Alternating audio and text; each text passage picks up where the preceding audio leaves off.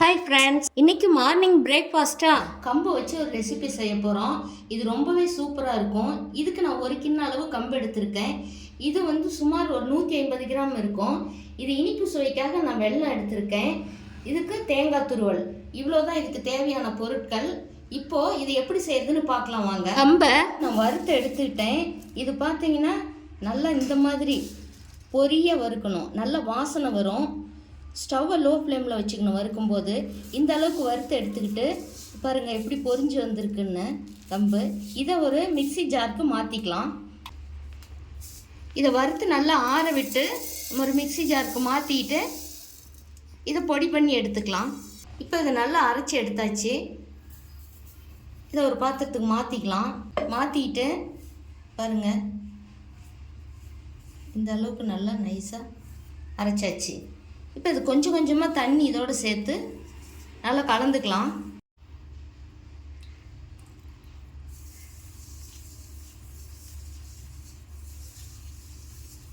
இந்த மாதிரி நீங்கள் விரல்களை வச்சு இப்படி கலந்தீங்கன்னா மாவு நமக்கு நல்லா உதிரி உதிரியாக கிடைக்கும்.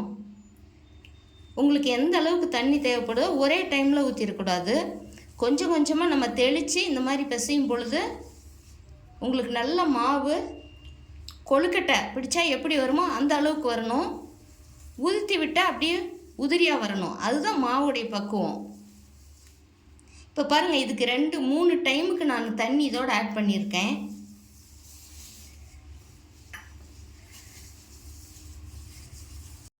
இப்போ நான் இதுக்கு ஒரு 3 டைம் தண்ணி தெளித்து பிசைஞ்சிருக்கிறேன். இப்போ இது இந்த மாதிரி பிடிச்சா பிடியாக வரணும், உதுத்தி விட்டால் திரும்ப உதிரியாக வரணும். இதுதான் மாவுடைய பக்குவம். இப்போ இதை நம்ம இட்லி பானையில் வச்சுக்கலாம். இப்போ இட்லி பாத்திரத்தை அடுப்பில் வச்சு 1 டம்ளர் தண்ணி ஊற்றி இந்த தண்ணி நல்லா கொதிக்குது பாருங்கள்.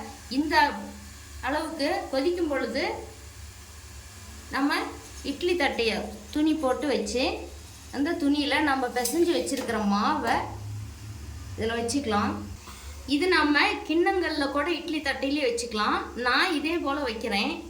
இது மாதிரி வச்சாலும் நமக்கு ரொம்ப நல்லா வெந்து நல்லா பக்குவத்துக்கு கிடைக்கும். இதோட நான் தேங்காய் துருவலை ஆட் பண்ணிக்கிறேன்.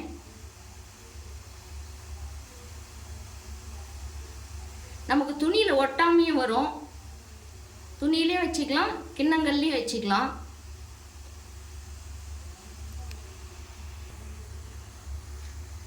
நம்ம வீட்டில் இருக்கிற எந்த பாத்திரமாக இருந்தாலும், கிண்ணங்கள் அல்லது ஒரே அளவுள்ள டம்ளர்கள், டீ குடிக்கிற டம்ளர் அந்த மாதிரி இருந்தால் கூட அதில் கூட வச்சுக்கலாம்.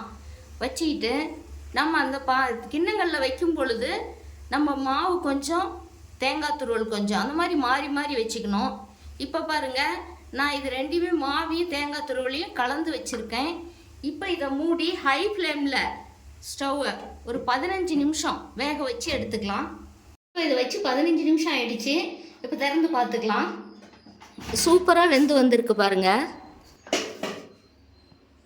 இதை ஒரு பாத்திரத்துக்கு மாற்றிக்கலாம். இந்த கம்புல உணவை இந்த மாதிரி செஞ்சு நீங்கள் சாப்பிடும் பொழுது உங்களுக்கு டயட்டில் இருக்கிறவங்களாம் இதை சாப்பிடலாம். நம்ம தேங்காய் நெய்லாம் சேர்த்தும் பொழுது இது ரொம்ப ஹெல்த்தியான ஃபுட்டுன்னு கூட சொல்லலாம். சின்ன குழந்தைங்களுக்கெல்லாம் இது போல் செஞ்சு கொடுக்கலாம், விரும்பி சாப்பிடுவாங்க. இப்போ சூப்பராக வெந்திருக்கு. இதோட நம்ம இந்த பொடி பண்ணி வச்சுருக்கிற வெல்லத்தை சேர்த்துக்கலாம். இனிப்பு உங்களுக்கு தேவைப்படுற அளவுக்கு நீங்கள் குறைச்சி அதிகமாக அந்த மாதிரி சேர்த்துக்கலாம்.